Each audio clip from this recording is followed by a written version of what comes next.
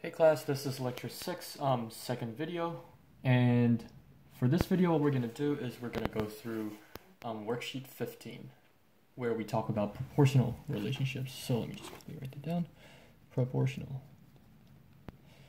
I believe you have talked about this in 130 or 131, so this might sound like a review for some of you, but let me just go through the problems. Alright, so for proportional relationships, we can just figure out what it is looking at the problem, but just long story short, proportional relationship is basically if x and, wait, let's see. There you go. If x and y, seems like the resolution is all over the place. So if x and y are proportional, let me spell. Proportional. Then this means y is equal to some constant times x, where that constant is non-zero. I guess a more formal way of saying this is when x divided by y is a constant, is constant. Which is basically equivalent to saying y over x is also constant. Alright, so let's look at the specific gear problem, and then it'll help you figure out what proportionality is in a real life situation, or like a real life example. Alright, so this is worksheet 15. Question 1, you have two gears on your table. You have gear A, which has 8 teeth, and gear B has 12 teeth. And if you turn gear A a certain number of times, does gear B turn more revolutions or fewer, or the same number? Okay, so just drawing a diagram or just like a simple picture, it's going to look something like this. And again, I'm not an artist, so this is A, and this is B.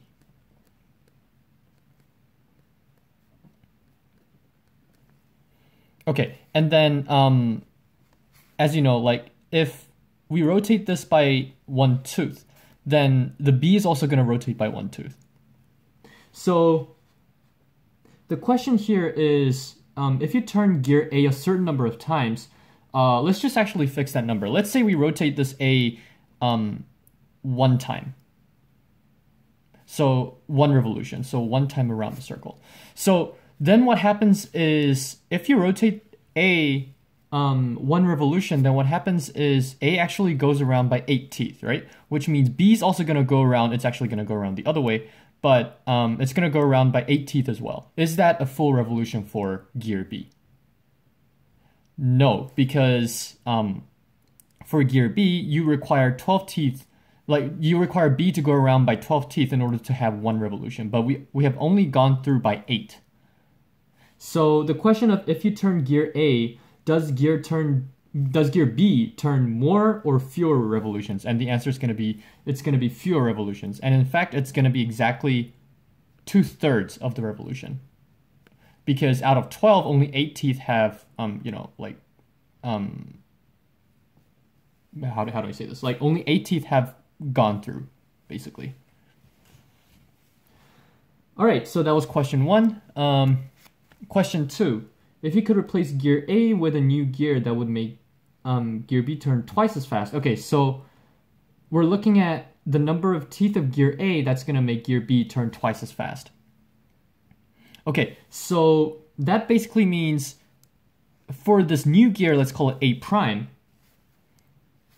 how many teeth will it have so that instead of 2/3 of a revolution, it's going to go around by twice as fast, which is like 4/3 of a revolution. Well, let's think about it. So in 1 revolution, this went around by 8 teeth. So in the second case, we want this to go around by 16 teeth so that B actually goes around twice as fast. So instead of 8 teeth, we actually require 16 teeth for gear A prime so that we make gear B turn twice as fast. Number 3 is going to be similar. Number 3 is, instead of twice as fast, we want to make it we want to make gear B turn twice as slow. So in that case, instead of 16 teeth, we're actually looking at 4 teeth. Yeah, hopefully I wasn't going a little too fast, and if I am, then you know, you can always pause the video, or if any part is ambiguous or is confusing, then you can let me know through email. All right, let's look at question 4. So question 4 asks for 2 different sizes for gear A and B so that the gear ratio would still be the same. So that basically means we don't know how many teeth there are going to be, but then whatever the number of teeth of A and B are, if we have 1 revolution for gear A, then gear B needs to have a revolution, which is like 2/3 revolution, this way. So let's think about it. Let's say we pick a number like 10. So suppose gear A has 10 teeth. Then in order for B to turn around by 2/3 of a revolution, that means 10 teeth is equivalent to 2/3 of a revolution, right? Which means 1 whole revolution is equal to how many teeth? Well, we can actually get 1 from 2/3 by dividing by 2/3, right? So here we can actually get the number of teeth by dividing by 2/3. And that's going to be 10 times, you know, when you divide by a fraction, you flip the top and bottom, and you get 15 teeth. So another set of gears A and B, which have the same ratio as gears with 8 teeth and 12 teeth, are 10 teeth and 15 teeth. So that's question 4. Let's move on to question 5. All right, question, I don't know where, okay, question 5. Okay, gear C has 6 teeth. 6 teeth. Let's see if I can spell. All right, you hook it up to gear D and turn it a certain number of times. Okay, whatever the number of times is. Gear D turned 1/4 of the number of turns that gear C turned. How many teeth would gear D have to have? Okay. So we don't know what D is, but if we turn C a certain number of times, then gear D is going to turn 1/4 number of how many ever revolutions C turned. So let's see. Let's say gear C only went around by 1 revolution. Then we want gear D to have turned 1/4 of a revolution. But for C and D, the number of teeth that it turns are going to be the same. So that means if 6 teeth in gear D have turned, that means this is the same as 1/4 of a revolution. Which means if we want gear D to go to turn by 1 whole revolution, then how many teeth would it have turned? Which is basically the same as how many teeth does gear D have? Well, from a 1/4 revolution to get 1 revolution, you multiply by 4, right? So you do the same thing for the number of teeth. You multiply by 4, so you're going to get 24. So gear D actually has 24 teeth. All right, I hope this all makes sense. And let's move on to question 6. All right, for question 6, gear E has 15 teeth. If you turn it 12 times, gear F turns 10 times. How many teeth does gear F have to have? Right, okay, so gear E has 15 teeth. F, we don't know what it is, but if you turn gear E 12 times, so like 12 revs, gear F turns 10 revs. All right, so what's the same thing? Like, what is the quantity that's the same for E and F? It's basically the number of teeth that it turns by, right? So the total teeth gear E turns by is 15. So there are going to be 15 teeth, and if there are 12 revs, each rev is going to be 15 teeth, which means 12 revs is going to be 15 times 12 rev, which is 180. teeth. All right, once you know that, then same for gear F, it would have turned 180 teeth in total. And if 180 teeth is equal to 10 revs, then 1 rev is equal to 180 divided by 10, which is 18 teeth. So from here, we can actually see that F has 18 teeth. All right, moving on to question 7. Ricardo was working with gear A and gear B from basically the first few questions. He turned the gears a certain number of times. He's not sure exactly how many times because he lost count, sure. Then he turned gear A 1 extra rotation. How many extra rotations did gear B turn? Okay, question 7 I would say is kind of redundant in a way that, like, if you lost count and if you turn 1 extra rotation for gear A, this is kind of redundant. So if it's 1 whole rev, then in question 1, we have actually figured out that gear B goes around by 2/3 of a rev. So 1 extra rotation for gear A is equivalent to 2/3 extra rotation for gear B. I personally don't know why this question is in here, but I mean, it's in here, so might as well just go over it. But I just want to say that this is a redundant question, which is similar to question 1, basically.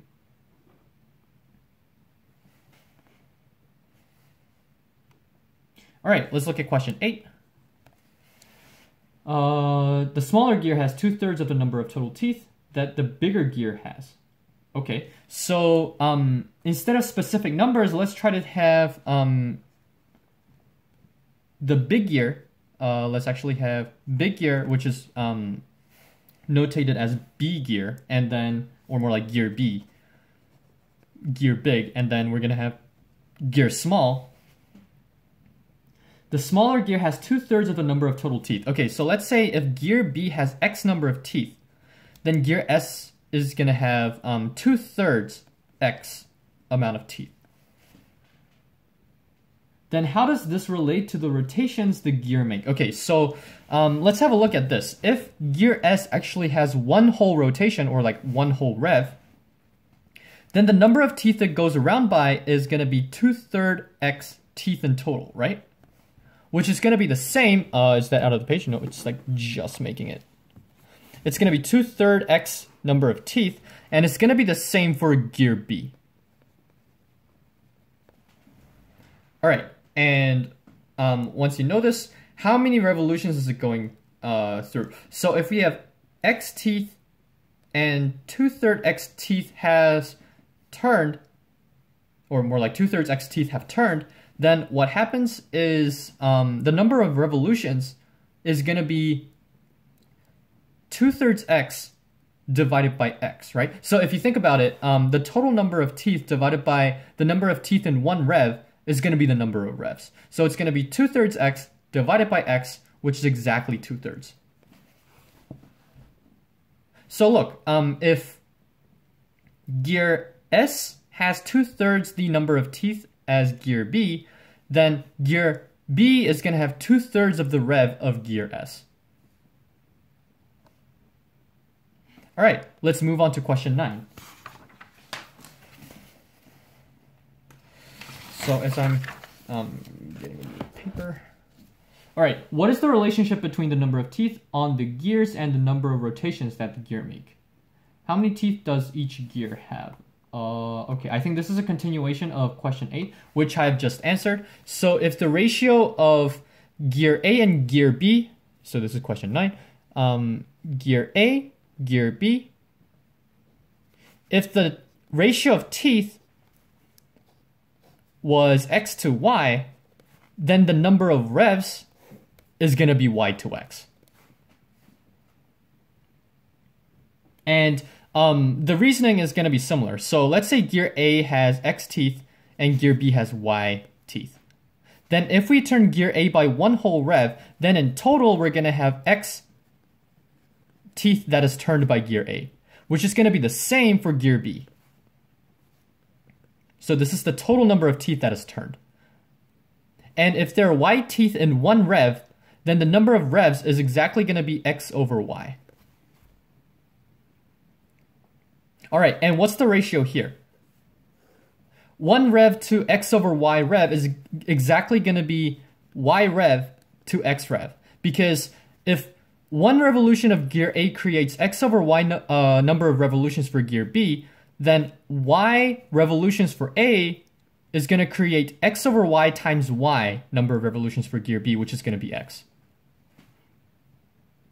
So that's where the ratio comes from. And then let's look at question 10. Question 10 says, the following table represents pairs of gear rotations. Okay. Do all of these pairs come from the same gear combination?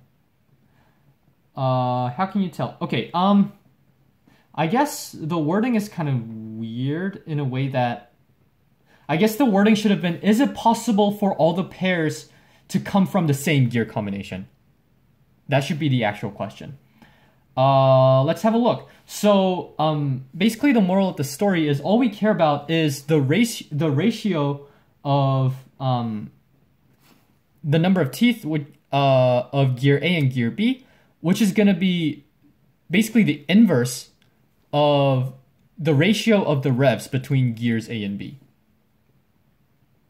So let's have a look. Gear A has 7.5 revs to 5 revs, which is 27 to 18, which is 18 to 12, 12 to 8. All right, let's have a look. Just for the sake of convenience, what I'm going to do is let's have a look at if gear A has 3 revs. Okay, so if gear A, if 7.5 revs of gear A gives 5 revs of gear B, then if A has 3 revs, then B's gonna have basically, what's the easiest way of saying this? Okay, so 7.5 times 2/3 is 5, right? So 5 is actually 2/3 of 7.5, which means the number of revs for B is going to be 2/3 of the number of revs for A, which is going to be 2 revs.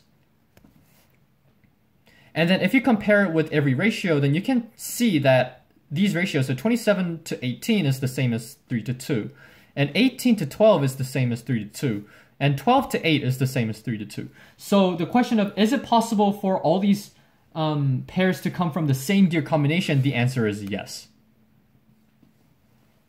It's kind of out of the page. All right. So from this, we can actually go to the definition part, and the definition says, I can't even spell definition. Definition.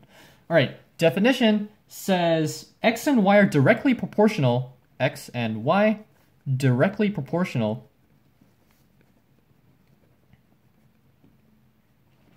if X over Y is a constant. And here you can see proportional. Here you can see 5 over 7.5, 18 over 27, 12 over 18, 8 over 12. They all come to the same fraction. So this X over Y, the fraction X over Y is going to be constant, which means these two quantities, whatever it is, like the number of revs for gear A and the number of revs for gear B, are going to be proportional, directly proportional. All right, and then something else which basically is, and also it's called the rate or the ratio of X to Y. Oh yeah, this is something that should have been covered in 130 or 131. Ratio is basically just expressing like this. That's basically what a ratio is. Or we can call it a rate. All right. So let's move on to the next few questions, which are questions 1 to 5. Let's see. I might go over some of them, not necessarily all of them.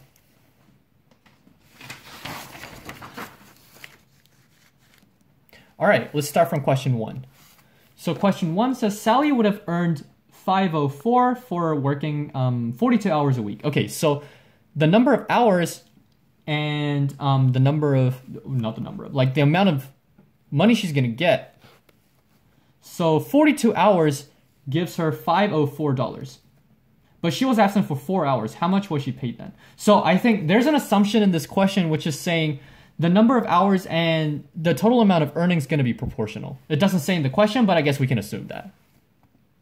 So if she was absent for 4 hours, that means instead of 42, we're looking at how much she's going to get paid if she works for 38 hours.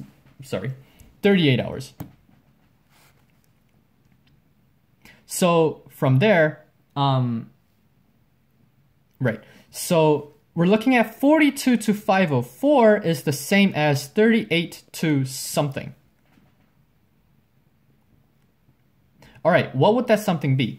Let's see. So to get from 42 to 504, what do we multiply by? Seems like we have multiplied by 12. We can calculate this by doing 504 divided by 42, right? Yep. So this is times 12, which means this ratio should also be, you know, like 1 to 12. This is like 42 to 504, which is the same as 1 to 12. So here it's also going to be 1 to 12. So this number is going to be 38 times 12. And 38 times 12, let's see what it is using a calculator. Hopefully, well, I guess in the exam, I might not put in questions like these where the numbers are kind of hard to calculate. Oh my God, my shift is not working. All right, it turns out to be $456. So Sally would have earned $456. All right, so that was question 1. Question 2, it says, create a graph, a table, and an equation to represent the relationship between each of the following quantities. Using the definition, decide whether the following things are directly proportional. Okay, so I'm just gonna do 2A and then kind of explain what's going on. And then you can complete questions B, C, and so on for an exercise. All right, so 2A, create a graph. Okay, so let's create a graph. Okay, so let's say this is the length, and let's say this is the perimeter. Okay, so if the length of the square is 1, then we know that the perimeter is going to be 4, right? And if the length is 2, we know that it's going to be 8. So in general, what's happening is if a side length is L, then the whole perimeter is going to be 4L. So the perimeter is actually equal to 4L. So the graph is going to look somewhat like this. All right, and then the table, we just basically had to look at it. L. Oh my God, the earthquake. LP. And if L is 1, then we have perimeter of 4. If L is 2, we have a perimeter of 8, and then so on. You basically get the pattern. And we also have an equation, which is great. All right, now to decide whether something is directly proportional, all we need to look at is this. And then let's see what the fraction 1 over the other is going to be. In this case, P over L is going to be 4. So from this equation, since the fraction P over L is a constant, we can see that P and L are actually directly proportional.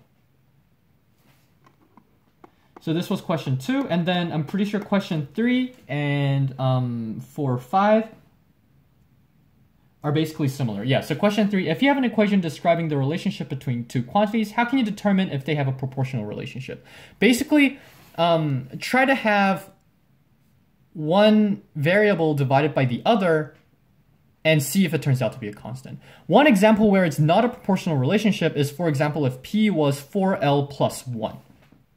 Because what happens is P over L is going to be 4L plus 1 over L, which is basically 4 plus 1 over L. And is this a constant?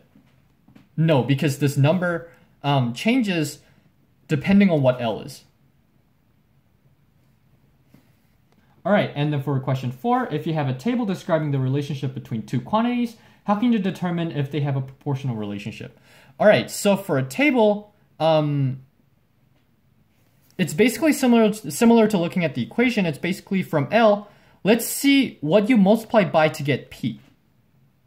In this case, it's times 4, and in this case, it's also times 4. So if this number that you multiply by, that you multiply to one variable, if this number is constant to get the other variable, then these two quantities are proportional. Let me say that again. So if you multiply by the same number to this one quantity to get the other quantity, then you can see that the two quantities are directly proportional. And then to quickly finish it off with question 5, if you have a graph describing a relationship, how can you determine if they have a proportional relationship? Okay, so in this case, we can see that it definitely has to be linear because this is basically similar to the form y equals mx, right? Or more like mx plus b. So it definitely has to be linear, but moreover, we shouldn't have any constant term afterwards. Which means looking at the graph, it should actually go past the origin 0, 0. So this is how we see if two quantities are proportional, looking at the equation, the table, and the graph. Hopefully this all made sense. If I was going a little too fast or if any part was confusing, let me know through email. Otherwise, I will see you in the next lecture.